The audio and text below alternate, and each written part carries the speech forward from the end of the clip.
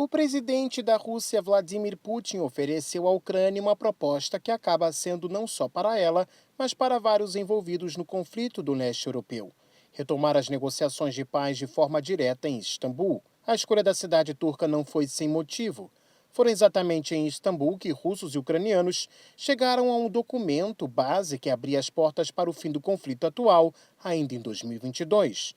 Mas, como todos já sabem, a Ucrânia abandonou as negociações depois de ter sido convencida pelo Reino Unido a apostar tudo o que tem em uma vitória militar contra a Rússia. Os anos se passaram e a Ucrânia não conseguiu nem vencer os russos, nem tirar as tropas de Moscou dos territórios que perdeu.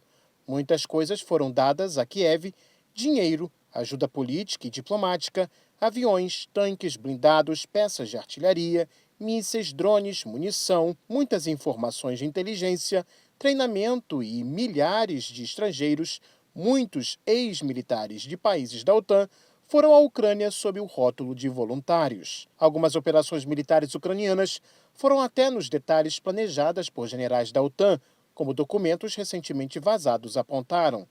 Mas os anos se passaram e o conflito continua. Para abrir porta a uma saída, a Rússia mais uma vez chamou os ucranianos a negociações. Mas Putin quer em Istambul, justamente para voltar ao processo que os ucranianos abandonaram ainda em 2022. O presidente russo frisou que quer as negociações sem pré-condições, ou seja, nada da Ucrânia e seus aliados exigirem um cessar-fogo como condição para as conversas na Turquia. Nas entrelinhas, Putin explicou a razão. Segundo ele, a Ucrânia violou por inúmeras vezes as tréguas recentes. Durante sua fala aos jornalistas, embora Putin não tenha falado muito sobre as autoridades europeias que apoiam a Ucrânia, elas estiveram presentes em suas palavras. Ele afirmou que estas tentam, de forma rude, falar com a Rússia utilizando ultimatos. Durante sua visita a Kiev, os primeiros ministros da Alemanha, Polônia, Reino Unido e o presidente da França exigiram que a Rússia aceite uma trégua de 30 dias já a partir da segunda-feira, 12 de maio. Do contrário, Moscou seria alvo de mais sanções contra as suas exportações de energia. Em outras palavras, os líderes europeus voltaram a usar uma antiga ferramenta de sua política externa, a ameaça contra um outro país. Só que ninguém hoje dá bola para as sanções da Europa, muito menos a Rússia. Ela já está sob milhares de sanções e o que mais os europeus têm dito é justamente que não vão comprar nem gás, nem petróleo dos russos e que vão atrapalhar suas fontes de renda. As ameaças atuais, de certo modo, não são novas, mas evidenciam uma coisa: França, Alemanha, Reino Unido e Polônia estão sem opções do que fazer com a Rússia.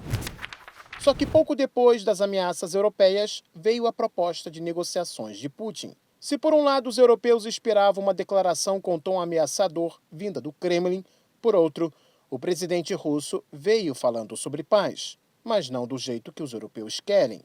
Os séculos de política externa vigarista e cheia de esperteza dos europeus não foram esquecidos pelos russos, e por isso eles suspeitam que o pedido europeu para um cessar-fogo de 30 dias, como pré-condição para negociações, não passa de uma tentativa para rearmar os militares ucranianos. A proposta de negociações diretas de Putin não foi bem aceita, por exemplo, pelo presidente francês Emmanuel Macron.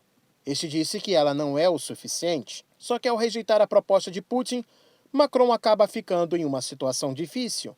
Isso porque agora ficou evidente que o francês não está disposto a aceitar qualquer tipo de janela para negociações que levam à paz.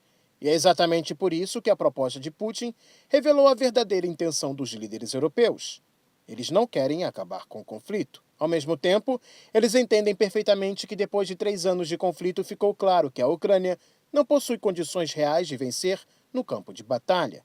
Os russos avançam, apesar de todas as tentativas, com armamento ocidental de os parar, seja ataques na linha de frente, seja na sua retaguarda.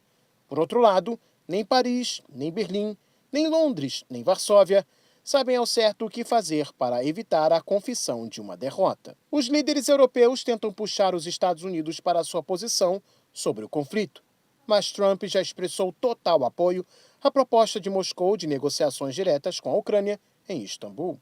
O republicano não liga muito para a opinião de seus parceiros da OTAN. O que lhe importa é parecer diante o mundo como o grande benfeitor da paz na Ucrânia. Um ponto importante da proposta de Putin é que ele afirmou aos jornalistas que a posição da Rússia não mudou.